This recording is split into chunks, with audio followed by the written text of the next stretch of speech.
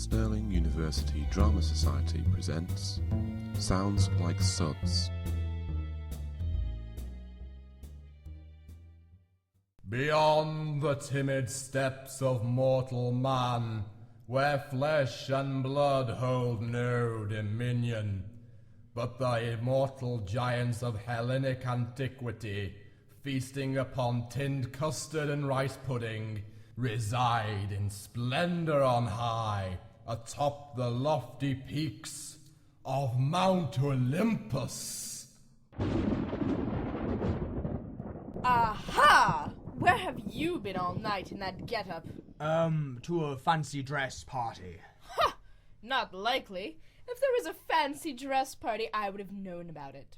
You've been seducing mortal women in animal form, haven't you? Haven't you? Maybe. I knew it. It's that hussy mosquito, isn't it? I don't think her husband's going to be very happy when he hears about this. He won't be able to harm us, especially now. I've turned him into a blade of grass. Two can play at that game. I'm turning mosquito into a blood-sucking, disease-ridden insect. Bet you didn't see that one coming. Then you'll have to find somewhere else to get your kicks. Fine, I don't care. I think I'll go as a duck next time. What's wrong with me, Zeus? Have you grown weary of my ambrosial perfumes? Has the fire in your blood cooled since the days when you knew no greater happiness than a night spent together, shrouded in an all-concealing cloud? It's not just that, Hera. It's just there's always the danger of having children. All the kids we've had so far have turned out disastrous. How so? They turned out as Greek gods. So? What's wrong with Greek gods? We're Greek gods. Exactly. There's too many of us as sis. I mean, take Aphrodite. Goddess of love, right? What do we need Eros for, then? Flying around those stupid wings of his? Shooting off all his arrows left, right and centre? Everyone says, oh, there's a subtle difference, but not to me there isn't. The way I see it is just a kiddie's version of Aphrodite. And then if that wasn't bad enough, this guy Antros, who's heard of him? The god of unrequited love. I just about lost it when I heard that one. Who needs a god for moping around? That's not very godlike behaviour, and you don't see us sulking when we don't get what we want. Every time something new gets invented or a new concept is defined, whoops, along comes another god who's its patron. What's next?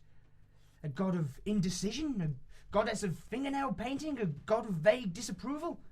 Actually, that's probably not funny. I bet they all exist already. I mean, not even I know all their names. There's gods for absolutely everything. And what's the result? The likes of us has no power anymore. We just can't do anything we want, because someone else is going to complain. And we can't just smite them and get it done with, because they're gods too, just as powerful as we are. My old dad, on the other hand, had the right idea. Eat all his kids, then there wouldn't be any more gods. Of course, I can't exactly agree with his policy of eating me, but the principle's sound. Ha-ha! What's up, Ares? Quick, I'm in the middle of a vision. I'm peering in front of a guy who wants to conquer a neighbouring city-state for trading purposes. He needs an excuse to wage war on his enemy. Can you think of any? Quick, he's waiting. I've got an idea. You know there's a door. I can arrange it so his enemy steals his wife. I just give them both some of my love, sexual desire, stimulation, tonic, potion thingy. I really need a better name for it. And then he have the perfect excuse. Aphrodite, you are fantastic. Well, no one's ever complained. I'll just go and tell him your plan. Maybe it would be better if you didn't. It should be a surprise. Well, suit yourself. I'll just go and tell him to expect something soon.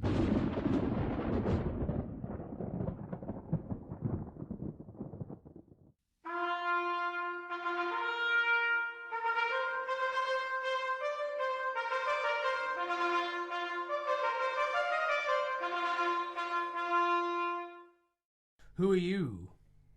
Are you wearing anything underneath that toga? It sure looks precarious. I am the Emperor of the Roman Republic. Why would a republic have an emperor? Mind your own business. Oh. How did you get up here? The Romans worship their emperors like gods, so I am permitted to live amongst you in your realm. Plus, though I say it myself, I am a damned good mountaineer. Hey, look, I can see my Rome from up here. What do you want? Besides what everyone wants, of course, if you know what I mean. Which we do. I am here to offer you a contract. We Romans are expanding our horizons, and we're looking for a pantheon of gods so we can stand among the other great civilizations, and hopefully conquer them. We were wondering if you'd be interested in filling this vacancy. When I heard of all of you, I knew straight away that you were exactly what we were looking for. Does it mean having to do anything? Who the Tartarus are you? Apparently he's some sort of emperor, and he wants us to take on the duties of gods for his people. You'll have to change your names. Zeus, you'll have to be called Jupiter. Jupiter. I think I like that. Hera, you will be called Juno. I do. Do what? Know what I'm going to be called. Who does? You said I do. No, I didn't. You did. Well, do you? No, what am I going to be called? Juno. No, I don't. I just told you. All right. We're speaking ancient Greek. We can't make puns like that only work in English. Shut up, Zeus. We're gods. We can do anything. Hera, your new name shall be Juno. Is that clear? Oh. Now I get it. I'm always a bit hazy this time of the morning. Aphrodite, you will be called Venus. What's so funny? Well, it sounds a bit rude, doesn't it?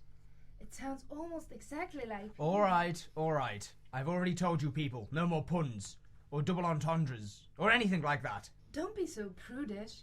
It's rich coming from you, mister. Swanning off down to earth. Never mind that. Ares, you shall be called Mars. Wow, Mars. That sounds like... well, not too different from Ares, really. But at least people will stop confusing me with Ares the ram. Can never understand what it's like. Oh, you're not Ares. Ares looks like a sheep. If you're Ares, where's your horns? And we all know Zeus is the horny one around here. Shut up! What about the others? Will they all have new names as well?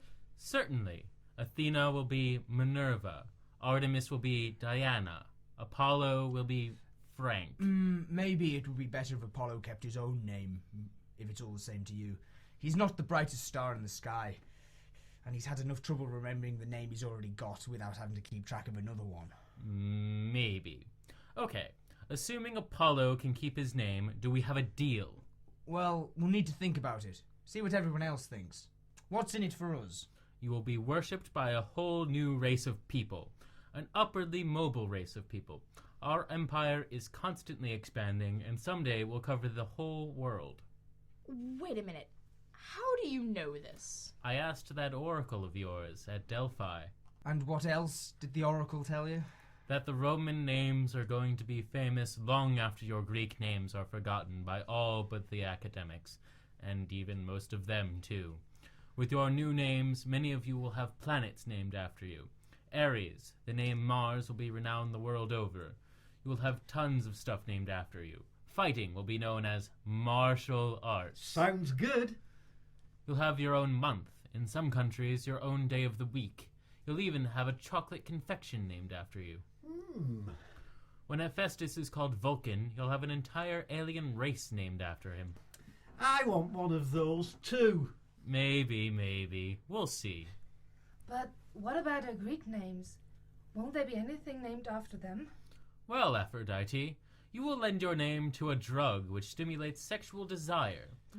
And a large hairstyle, but I think that might be a coincidence. But hang on a minute. Who says our names need to be famous for other stuff? We'll always be worshipped for our own sake, won't we? That's the tricky part. The oracle told me something else. In the future, most of the biggest world religions will be monotheistic. 3 of the largest will worship a single god. Planet names and months are going to be all you people remember you by. You liar! You're going to say things like that. I don't think we want to be your gods now. Suit yourself. I'm sure I'll find someone else who's willing. Those Egyptian gods have been looking for a new race of worshippers ever since your people conquered theirs. And I have heard tell of other groups of gods out in the Far East who might accept such an offer. All right. I spoke too fast. We'll think about it, won't we? Yeah, sure. I shall be back. Do you think he was telling the truth about most people worshipping a single god in the future? The Oracle is never wrong. The question is, which one? I bet it's those damned Hebrews. Don't make me laugh. Those losers laying claim to a universal god, that's ridiculous. Well, their god does have an entire race of people to himself. Doesn't make him any more powerful, though. Well, he did liberate them from the Egyptians. So, our Alex managed to beat the Egyptians and you don't see anyone else worshipping him. You heard what he said about a vast Roman Empire. This one god is going to be one of the Roman gods, which, if we play our cards right, will be one of us. But which one? We shall determine it through a game of arm wrestling. You first, Aphrodite. You're on. Let's see how mighty you really are. I just can't believe she left me. Oh, don't worry about it. All relationships end eventually. Sometimes she dumps you, sometimes you dump her, sometimes she takes half your stuff, gets a restraining order and moves to another country. Sorry. I know that nothing lasts forever, but we just seem perfect for each other. How am I ever going to find someone else? Look, mate, there's plenty more fish in the sea. And trust me, with your luck with the ladies, you're better off trying with the fish. Some of them can be pretty tasty. You know, you're not helping. Sorry. Look on the bright side, though. I think she started dating somebody. How is that good? We broke up yesterday. She must have had it planned out then. I mean, she's moved on, and maybe so should you. You know what? Let's watch a DVD to take your mind off things. Let's see what you've got here. Not a whole lot, to be honest. Schindler's List, Watership Down, When the Wind Blows. Jesus Christ, man. No wonder she left you. You must have the most depressing DVD collection known to man. Oh, God. Oh, no. The Star Wars Christmas special. No, you know what? Fuck this. I can't deal with this. You need a psychiatrist.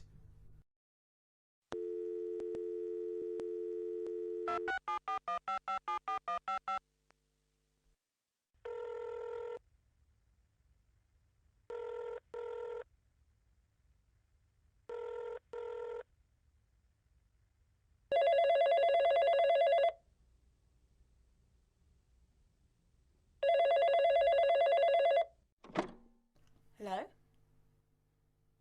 Hello? Hello, and congratulations! Oh, for the love of... You have been selected from our database of specially selected phone numbers for the chance to win a luxury cruise of the Caribbean, as well as hundreds of other special prizes and offers. Simply enter your details using your keypad, and in a minute, you and a friend could be packing off for the holiday of a lifetime. Please stay on the line while I connect you to a... Bloody things. I'm so lonely. Hello. Hi, Greg. Sorry I'm late. No, no problem. Please take a seat. So, wow, it's been, what, a month? About that, yeah.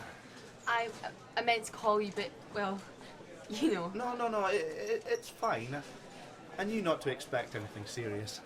So, why did you want to see me? You sounded urgent on the phone. Yeah, I'm not quite sure how to put this, so I'm just gonna say it straight. You know that night we spent together? I remember it, yes.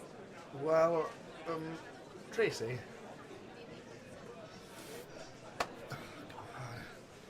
I'm pregnant. I'm sorry? I'm pregnant.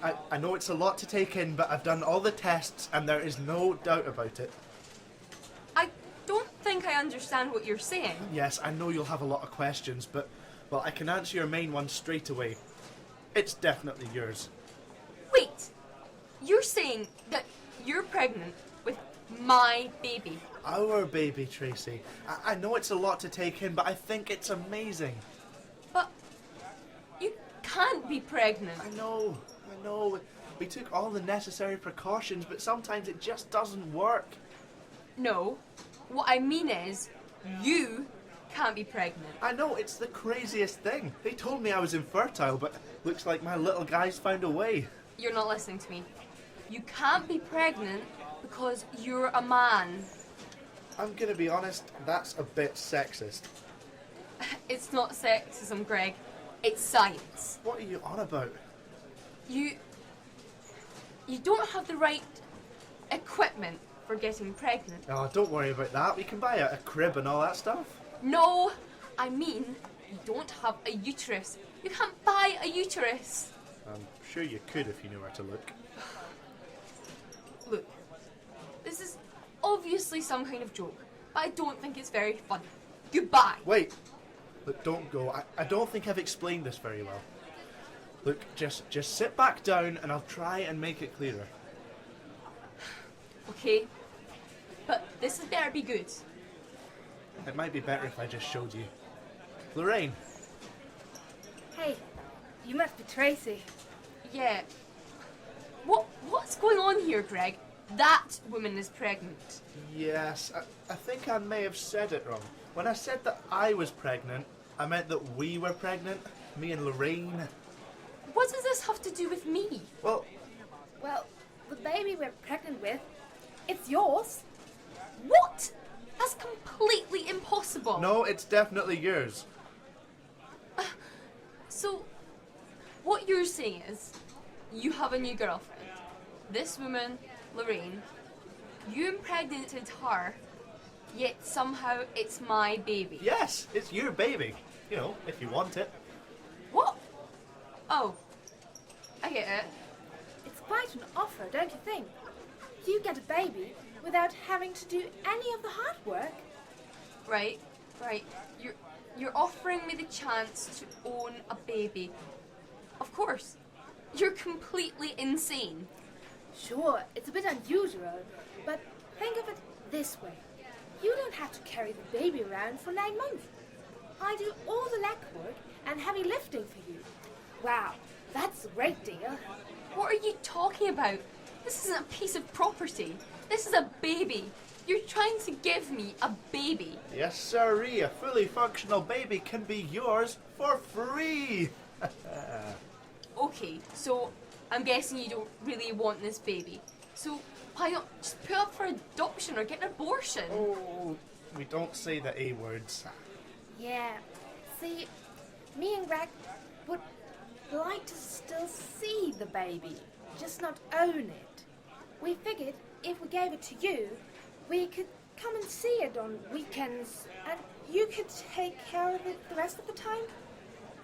And then when it gets too old for us to bother with, we can just disappear from its life altogether.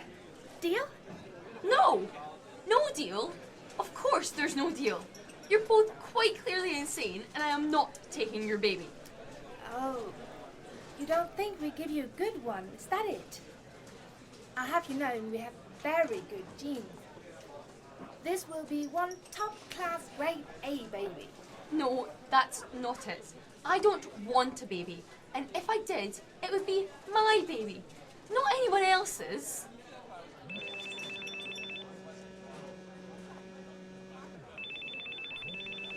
Oh, excuse me. Hello? Oh, Josie. Yeah, that's a cafe I meant. You'll be here in 15 minutes? Good. I've got something a bit unusual to tell you. You're offering other women this baby? Well, yeah, we couldn't be sure if you'd go for it. Well, I'm not. And if the other women have any sense, they won't either. This is ridiculous, and I've wasted enough of my time with you. So you're definitely sure you don't want it? Yes, definitely sure. I've never been more sure of anything in my life. There is no possible chance of me taking this baby from you. I am more than likely to stick needles in my ears, and dance on top of the Great Wall of China, then I am to take your baby. You sick, demented freaks. Good day. We'll put her down as a maybe.